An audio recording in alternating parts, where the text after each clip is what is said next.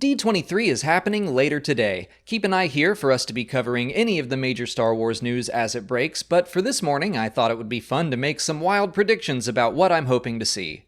First, and in my opinion, the most likely major reveal I think we'll get is the official trailer for The Mandalorian.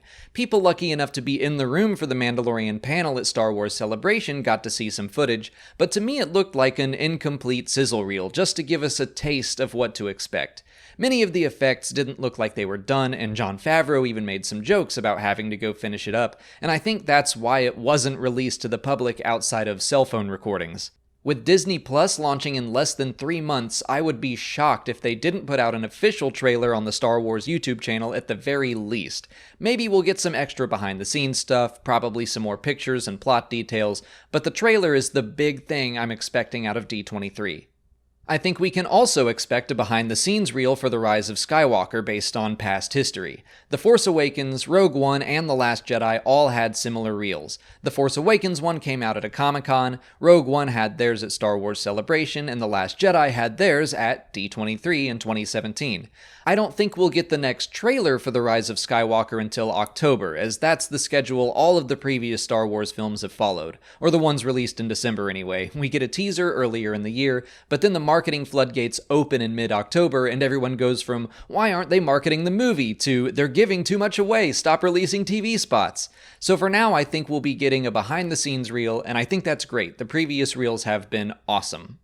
But jumping back to Disney Plus, I think that's going to be the real major push of the year, not just for the Star Wars presentation, but for all of D23. Again, it's launching in less than 3 months, so with that in mind, I'm kind of hoping that we'll get to hear a little more about the Cassian Andor series. It's too early for a trailer or anything like that, but just an update on production, maybe some extra casting news, or an image of Cassian and K2 together again. Something small just to remind people it's coming. But I'm also thinking it's more and more likely we'll hear the official announcement of a third streaming series, Kenobi.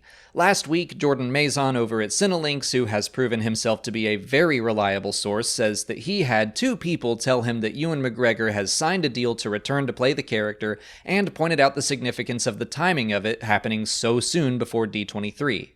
It sounds like when Marvel announced Shang-Chi as part of Phase 4 and they brought out Simu Liu, whose name I probably just butchered and I'm sorry, but he was cast days before the announcement so he could be there in person. So maybe Ewan will be at D23 for a similar stunt. Bob Iger has already said there are more live-action Disney Plus series than we are aware of, and it's been almost a year since we heard about the Cassian series, so I think it's time to hear about a third. Speaking of the MCU, I've got one final prediction that I don't think will actually happen. It's just a pipe dream of mine, and it has been for a while.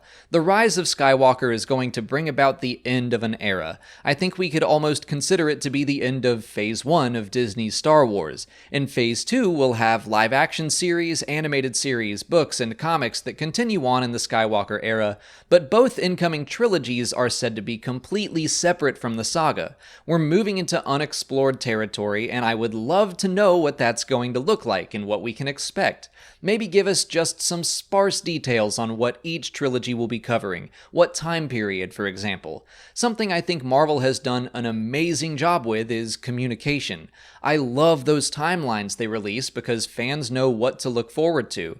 To be clear, I don't think Star Wars should be run like the MCU, because 5 movies and 5 series in 2 years' time would be too much in my opinion, but I love the level of communication so that even if you aren't excited about every project in the pipeline, you'll know what projects you are excited about. All that said, I really don't think this will happen at D23. I think the focus will be more on the end of the Skywalker saga and our first live-action series. Star Wars Celebration 2020 seems like a better time to talk about the future when we won't have a new movie coming out for another 2.5 years or so. But those are my predictions for D23's Star Wars reveals. I think there will be more to learn about, like Vader Immortal Episode 2, which I'm hoping has its release date announced. But keep an eye out right here for the rest of the day as we cover the actual news as we learn about it, and make sure to subscribe to be notified of it all. Leave your D23 predictions in the comments. If you haven't already, please like this video, follow us on Twitter, Instagram, and Facebook, and consider checking out our Patreon page. As always, thanks for watching, and may the Force be with you.